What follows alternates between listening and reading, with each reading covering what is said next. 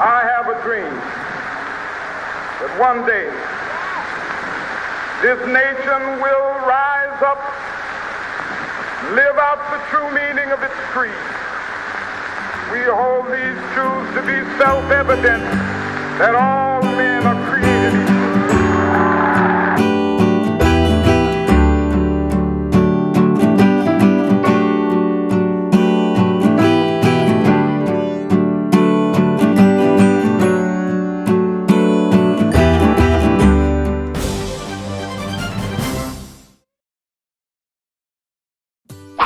잼 오빠가 13살 때 팔이 부러진 이유에 대해 얘기하다가 4살 어린 여동생 스카웃은 그때의 추억을 떠올린다. 이후 스카웃의 시점으로 이야기는 전개됩니다. 여기는 1935년 미국 남부 메이콤 마을입니다. 오래되고 작은 마을이라 특별한 구경거리도 없고 어쩌면 좀 따분하리만큼 평화로운 마을입니다. 주말이 되면 모두 정장을 차려입고 이웃을 방문하고 또 이웃집에 문제가 생기면 모두 자기 일처럼 도와주는 사람 냄새 나는 마을입니다. 반면에 이웃집 숟가락 개수까지 다 알 만큼 이런저런 소문도 금방 퍼지는 곳입니다. 이 마을에는 이웃과 단절하고 살아가는 집도 있는데 바로 레들리시 집안입니다. 둘째 아들 부 레들리가 10대 때 깽당아 올려 사고친 이후 은둔생활을 하게 되었는데 이런 이유로 동네 아이들 사이에서는 공포의 대상이 됩니다.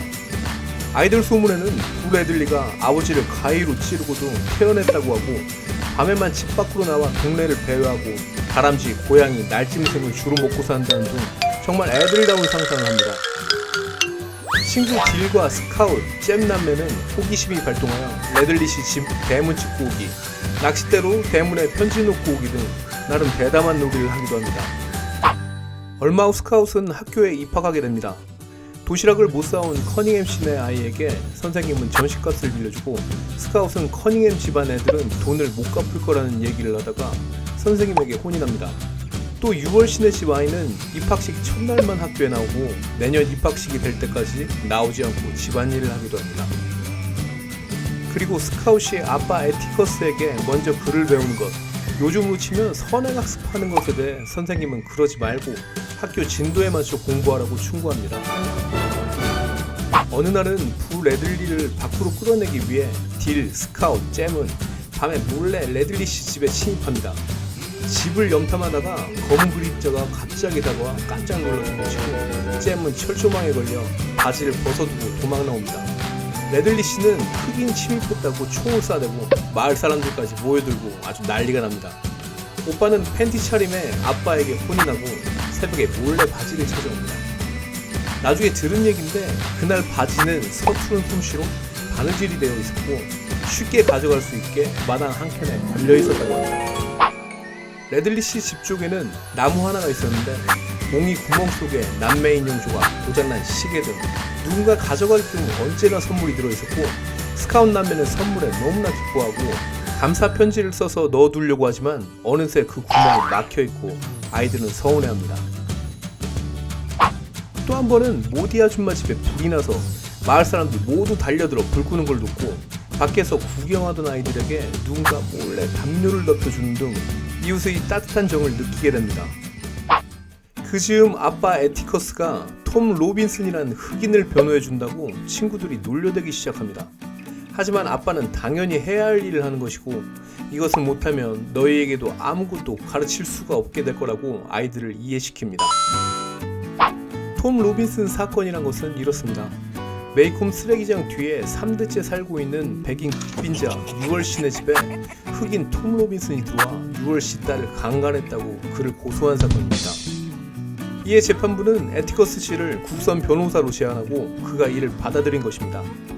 흑인 변호에 대한 일은 마을 내 화제거리가 되고 아빠 에티커스를 조롱하는 사파까지 신문에 실리게 됩니다. 스카웃과 잼은 아빠가 없을 때 흑인 가정부 캘퍼니아 아줌마를 따라 흑인 교회에 따라가게 되지만 백인 아이들을 보는 시선은 곱지 않습니다. 또 찬송과 체계 없이 모두 선창하는 사람만 따라 부르는 게 신기했지만 이는 흑인 모두 문맹이라 그렇다는 것을 알게 됩니다. 곧이어 흑인 목사는 톰 로빈슨과 그의 아내 헬렌을 위해 기도하고 헌금을 모읍니다. 공판날 많은 사람들이 법원에 몰립니다. 백인들이 먼저 자리를 잡고 이후 흑인들이 들어와 자리를 잡습니다. 스카웃 잼 딜은 흑인 목사님 도움으로 2층 발코니에 자리를 잡습니다. 테일러 판사는 쿨한 스타일로 법정에서 졸기도 하고 다리를 책상 위에 걸치기도 하고 담배는 안 피지만 시가를 꼬나물고 씹어대기도 합니다. 하지만 법률 쪽에는 해박한 지식으로 나름 공정한 판결을 내린다고 정평이 나 있습니다. 보안관 테이트 씨 진술로부터 시작됩니다. 사건 당일 6월 씨가 찾아와 딸이 강간당했다고 해서 함께 차를 타고 갔고 도착해보니 방 한가운데 그녀는 드러누워 있었고 오른쪽 눈이 멍들고 팔꿈치, 목 전체가 상처가 있었다고 합니다. 피해자 아버지인 6월 씨가 증인으로 나옵니다. 당일날 나무를 해서 집으로 돌아왔는데 딸이 끔찍한 비명소리가 들려 허겁지겁 달려가 창문 사이로 보니 깜둥이가 딸을 덮치고 있었다는 겁니다. 이어 집에 들어가자 깜둥이는 문 밖으로 도망을 쳤다고 하고 이런 깜둥이는 위험한 존재고 집값을 떨어뜨리는 주범이라 싹 쓸어버려야 된다고 합니다. 에티커스 씨 질문이 시작됩니다. 딸이 다쳤는데 왜 의사를 부르지 않았는지, 딸 걱정은 되지 않았는지 질문하자 돈이 많이 들기 때문에 평생 의사를 불러본 적이 없다고 합니다. 글을 쓸 줄 아느냐, 이름을 써서 보여주라는 요청에 그는 왼손으로 자신의 이름을 적습니다. 왼손잡이냐는 질문에 양손을 다 쓸 수 있긴 하지만 왼손이 더 편하다고 합니다.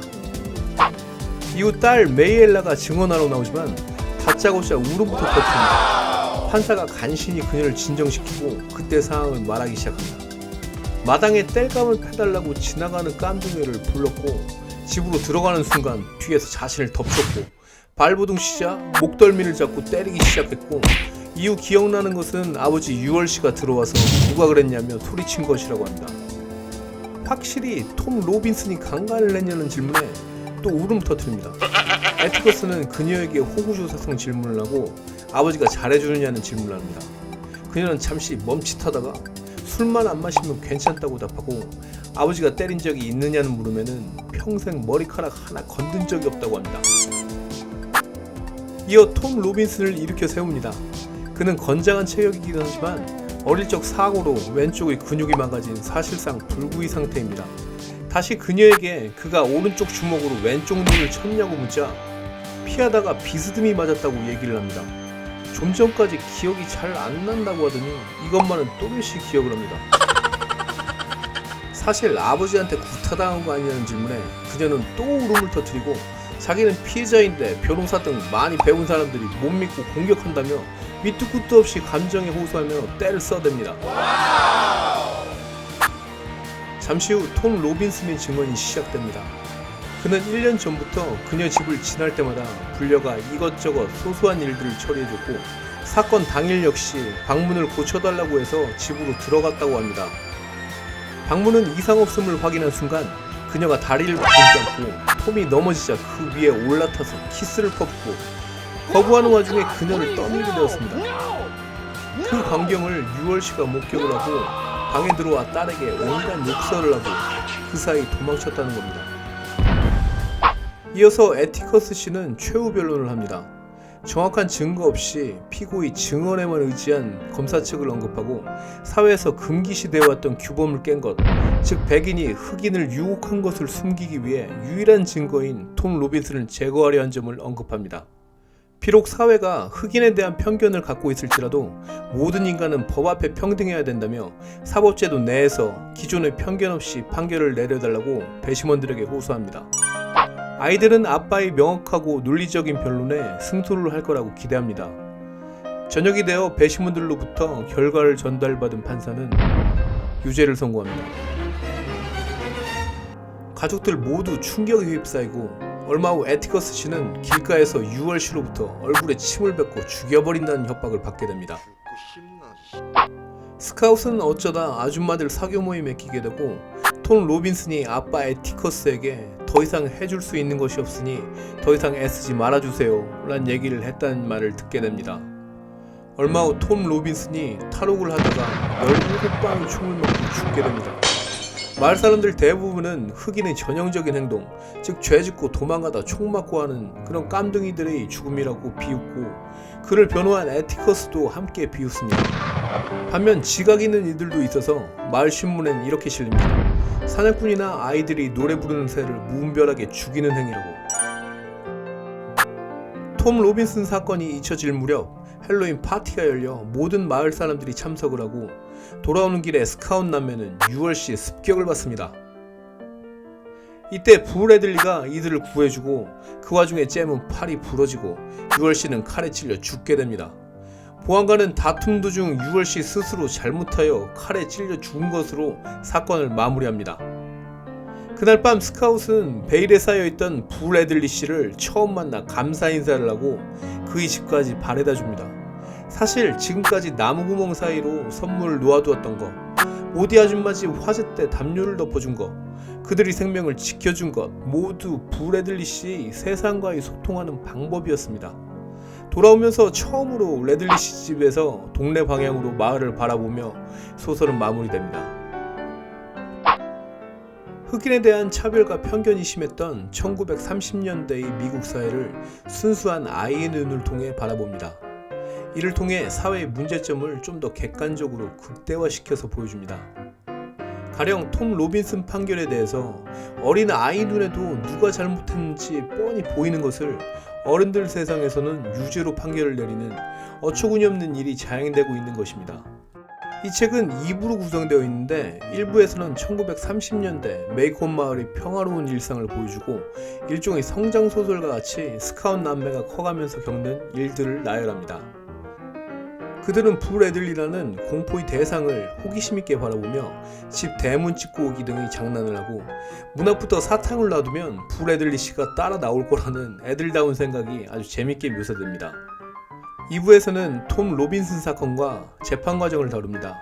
또한 1부에 비해 놀랍도록 성장해버린 잼과 스카웃의 시선이 흥미롭습니다. 특히 잼은 사춘기에 접어들어 어른 세계와 직접적으로 부딪히고 한편으로는 조금씩 이해하는 모습을 보여줍니다. 스카웃을 통해서는 여러가지 사회의 선입견, 편견을 계속해서 보여줍니다. 당대 백인 여성들의 허식에 찬 모습들, 히틀러의 유대인에 대한 편견과 학살을 비난하면서도 흑인 문제에 대해서는 분수도 모르는 깜둥이에게는 본때를 보여야 한다는 선생님, 심지어는 아이들까지 같은 반 친구인 커닝햄 씨네, 유월 씨네 애들은 다 이럴 것이다라는 편견을 보입니다. 톰 로빈슨의 재판 결과는 애들 눈에도 이상하게 비춰집니다. 만인 앞에 평등하다는 미국의 사법제도가 결국 백인, 빈민, 극빈층, 흑인 이런 눈에 보이지 않는 계급에 의해 변하게 되는데 의문을 던집니다. 앵무새 죽이기는 작가 하퍼리의 자전적인 소설로 1960년에 출간됩니다. 미국에서는 성경 다음으로 많이 읽은 책으로 퓰리처상을 수상한 너무나도 유명한 소설이라고 합니다. 소설 속 거의 모든 설정은 하퍼리의 실제 이야기이고 톰 로빈슨 사건은 몇 가지 모티브가 되는 실제 사건의 영향을 받은 것으로 보고 있습니다. 책에 이런 구절이 나옵니다. 앵무새를 죽이는 것은 죄가 됩니다. 사람들에게 해를 입히지 않기 때문입니다. 여기서 앵무새는 사회의 차별과 편견으로 고통받는 사람들을 나타냅니다. 당시에는 흑인이었지만 현재는 사회적 약자를 가리키는 포괄적인 의미로 생각됩니다. 누구든 여기에 나오는 앵무새가 될 수도 있고 반대로 그들을 죽이는 이가 될 수도 있겠습니다.